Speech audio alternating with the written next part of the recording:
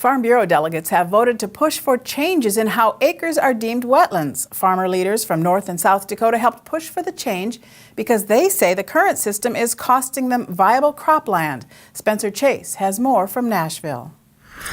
Delegates of the American Farm Bureau Federation recently met to discuss changes to their policy book heading into Farm Bill deliberations. Among the changes delegates approved, one dealt with wetland determinations and USDA's Swampbuster provisions. South Dakota Farm Bureau President Scott Vanderwall says it was a necessary change.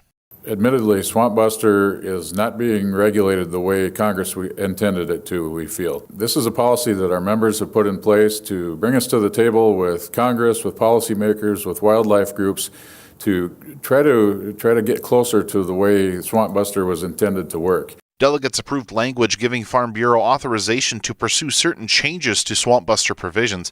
North Dakota Farm Bureau President Darrell Lees says changes are needed to prevent viable crop ground from being declared a wetland. Well, this wetland holds water sometimes less than a couple weeks, maybe not even a week.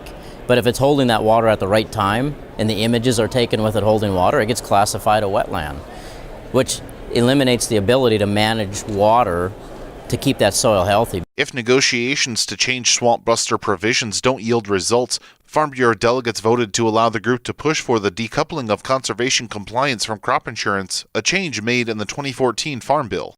While that might cause heartburn in the environmental community, Farm Bureau President Zippy Duvall says the organization still supports conservation compliance. And those things that are spelled out in that new policy gives us some areas to work towards.